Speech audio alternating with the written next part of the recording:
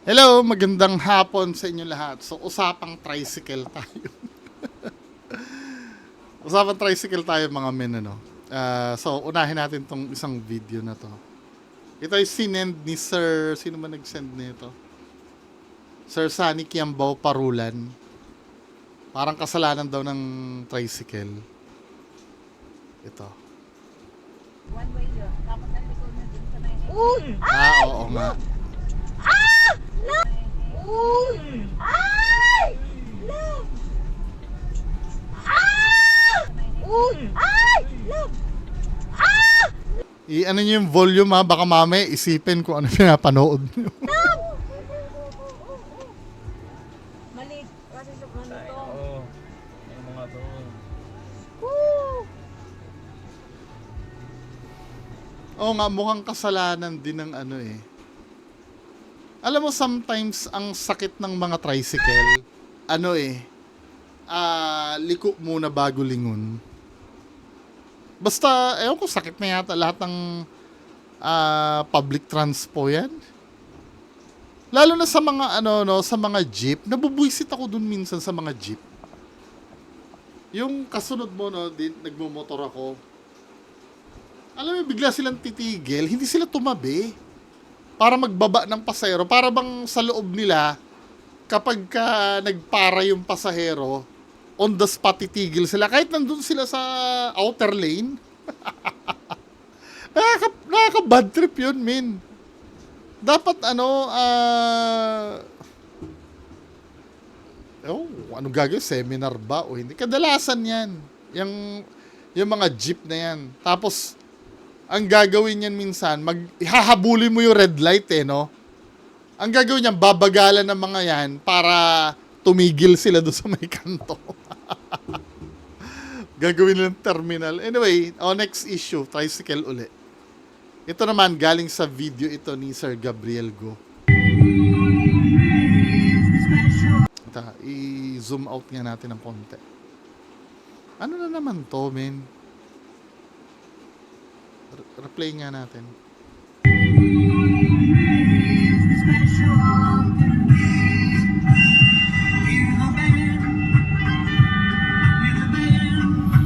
Gago to may baril oh.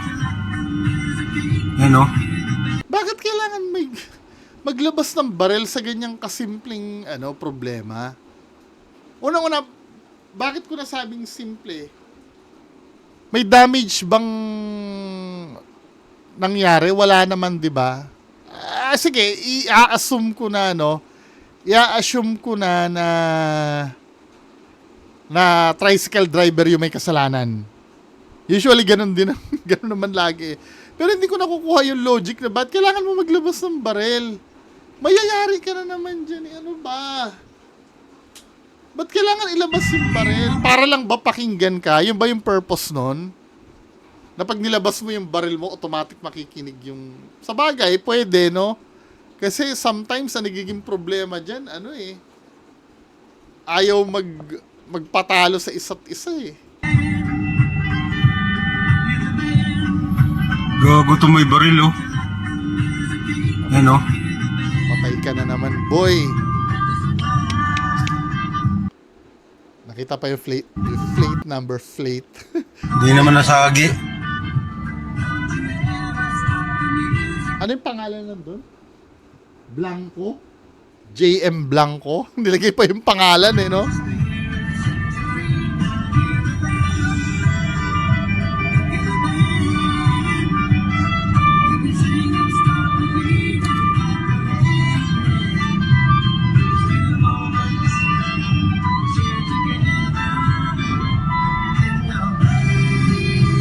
Tamo, siya na naman pala yung magigiveaway.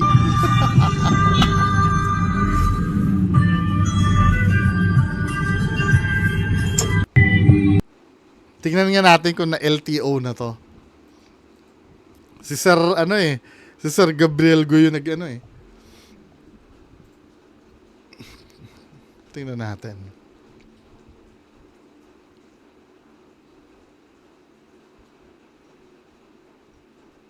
Wala pa naman siya sa LTO. Wala pa naman.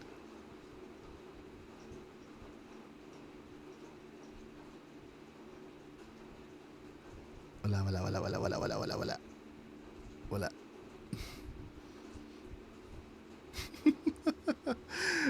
Bukas ka siguro. Bago lang yata yun eh. Ano ba yun? Oh, bago lang yata yun. Anyway, next issue tayo. May nagva-viral na na Jollibee. Na Jollibee Cruciano. Hindi mo alam kasi yung papansin yung tao o ano eh. Ito syempre mainit itong issue na to, no? Itong ganyan. Yung 'di ba may online debate regarding dun sa ito yung mga ganyan yung kasi ang sinasabi daw di umano do sa trial ni BP Sara photocopy daw original etc. Ngayon marami na miloso po. Katulad nito maaring tanggapin ng photocopy bilang duplicate na may parehong bisa. Okay, tapos pera ganyan. Pinipiloso po nila Then nag-viral ngayon ito yung crew ng Jollibee. Ito si abogada ng bayan. Pakinggan natin yung So ito siya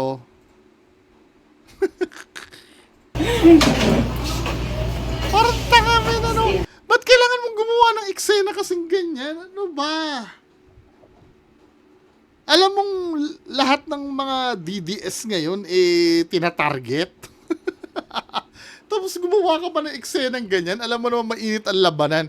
Kasi may halong political ito eh. Nag-ugat ito dun sa trial, 'di ba? Yung paggamit ng photocopy. Tapos pinipiloso po yung ganyan. Yun na ako naman. Still done. Yung ka? Oo. Ikuan, di ang kuan ka. Tapos pa yan, mukhang matatanggal ka pa sa trabaho dahil parang wini-waste mo yan. May yan may violation yan yung wini-waste mo yung resources ng opisina sa mga walang kakwenta-kwentang bagay. Siram good. Hello. Ano ba naman to, men? Ito, sabi ni abogada ng bayan. Joke lang naman. Sabi dito, natin.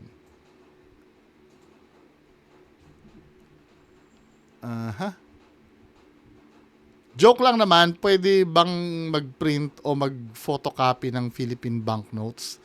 Hindi lahat ng biro ay walang legal na epekto. Sa ilalim ng BSP Circular number 829-2014, ipinagbabawal kung walang prior authority mula sa Bangko Sentral ng Pilipinas ang pag-print o pag-photocopy ng Philippine banknotes. Kahit black and white o anumang kulay, any color o anumang facsimile likeness or similitude nito, whatever, Paggawa ng anumang bagay na may likeness o similitude ng legal tender ng Pilipinas. Paggamit, pamamahagi, paglalabas o pag-circulate ng naturang reproductions. Mahalagang tandaan. Wait! Nakalagay dito paggamit, pamamahagi, paglabas. Sabagay, paglalabas yung ginawa eh. Ilulusot ko sana eh. Hindi naman gagamitin sa paggamit eh. Nilabas nga o pag-circulate na naturang reproductions. Mahalagang tandaan ng BSP Circular 829 ay nagde-define ng unauthorized production bilang paggawa ng facsimile o reproduction ng Philippine banknotes nang walang pahintulot ng BSP. Facsimile. Facsimile ba o facsimile? Kaya kahit sabihin pang joke lang at walang balak gamitin bilang pambayad ang mismong unauthorized reproduction ng Philippine banknotes ay maaaring pumasok sa pinagbabawal na circular. Sa pinagbabawal ng circular. May mga pinapayagang exceptions gaya ng reproduction para sa educational, historical, numismatic o newsworthy purposes. Ngunit may mahigpit na kondisyon at limitations na itinakda ang BSP. Ang paglabag sa mga regulasyon ito ay maaaring magresulta sa pananagutan sa ilalim ng Section 50 ng Republic Act number 7653 na may kaparusahang 5 hanggang 10 taong pagkakakulong. Oh my God. Maliban kung may mas mabigat ng naparusang itinadhana ng revised penal code. Pag ito ay pinagtuunan ng BSP, yari ka boy. Nagvo-viral pa naman, no? Hindi rin kinakailangan gamitin muna ang photocopy bilang pambayad o pambili ng isang bagay bago magkaroon ng posibleng paglabag sa BSP Circular 829. Ang mismong unauthorized reproduction, pagprint, paggawa o paggamit ng hindi yung sinabi kanina eh. Sa kabilang banda, kung ang reproduction ay ginawang kahawig ng totoong pera upang magmukhang tunay at makapanlin lang, maaari pang magkaroon ng iba pang posibleng pananagutan sa ilalim ng batas. Depende sa mga pangyayari. May mga nagkakataon namang pinapayagan na reproduction ng banknotes. Yun, katulad, paulit-ulit lang to ah. Diba? Pag pinambayad sa Jollibee yung photocopy na pera, photocopy ng Chicken Joy makukuha. Wala eh, may mga gusto kasing umepal eh. No? Ang tandaan nyo, sa lahat ng ginagawa nyong kagaguhan, ang importante doon may magrereklamo ba? 'Di ba? Kung halimbawa magbibiruan kayo ng ganyan at kayo-kayo lang naman, I'm so sure wala magrereklamo diyan. Eh, ang ginawa mo, nagprint ka niyan, tapos inilabas mo sa publiko. Alam mo namang mainit ang talakayan kasi the fact na ginaya mo yan, parang minamak mo yung sinabi ng attorney na kalaban ng DDS eh. Talaga dudurugin ka naman, papaviralin yan hanggang sa mapansin ka ng kataas-taasan. Yari ka boy, di ba? Kaya sometimes no, yung ugaling pagpapasikat kasi minsan dapat kinokontrol yun eh. Nang hindi tayo napapahamak eh. Ano ba nangyayari sa buhay natin? Ano ba yan? Nagiging habit ba yan? Anyway. So, punta tayo dito sa last issue, no? Yung kay Yeng Constantino. Sabi ganun dito, no? Yeng Constantino recalls disappointing encounter with an idol daw. Hindi niya naman pinangalanan kung sinong idol. Sabi ganun dito, meron ka bang idol na sana hindi mo na-meet? Sabi ganun dito, oo meron. Meron ako nakilala. Kaka-start ko lang noon. Kakalabas ko lang ng Pinoy Dream Academy. Nag-guest siya sa ASAP. Tapos todo abang ako sa backstage. Sabi ko, idol ko po kayo. Sana po makakulab ko kayo balang araw. Sabing ganun. Tapos sabi niya sa akin, kung darating yon, wag mong ipipilit.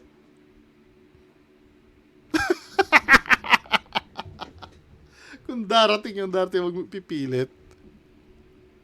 Ako, gusto kong bigyan ng, kung sino man yun, gusto kong bigyan ng benefit of the doubt. No? Baka hindi naman niya intention na, na magmukhang ayaw niya. No?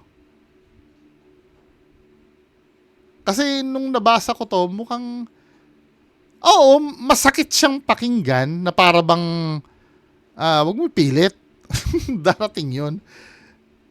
Pero feeling ko wala naman sigurong masamang intention dito. Pangit lang yung pagkakasabi siguro. Yung siguro sabi nga hayaan mo, kung darating yon. Wag nating ipilit. Parang hindi man lang sana sinabi na sana mapagbigyan. Mga ganong pananalita, no? Sana dumating din ang time na magkakulab tayo. Pero yung sasabi na wag mong ipipilit. Kasi sa ayaw at sa gusto mo, men, hindi naman automatic na magmamaterialize lahat yan eh. Meron pa rin talaga magdi-decide yan. May magdi-decision kasi sa mga ganyang bagay. Siguro na-feel lang ni Ying Constantino dito. Parang ayaw talaga sa kanya o nathreaten sa kanya yung ano dahil up and coming ano siya talent no. Erakista to si Ying siguro ano to, banda rin ba to? Nasa na kaya yun yung kung sino man yun? Tingnan nga natin yung ano, sino kayang pinatutungkulan nito? May clue kaya? Aha. Yung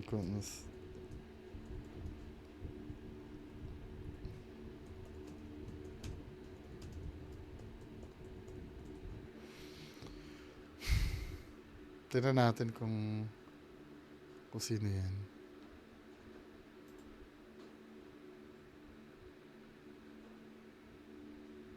Oo, tingin ko din banda.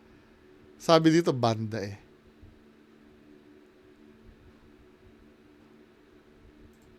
Sino kaya yun, no?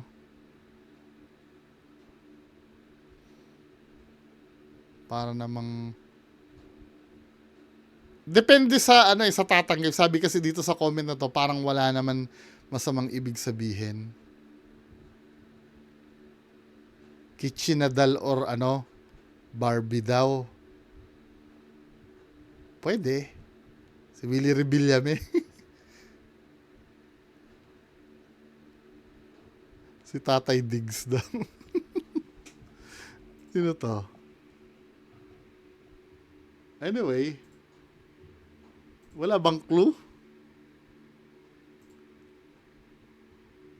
Wala bang clue dyan?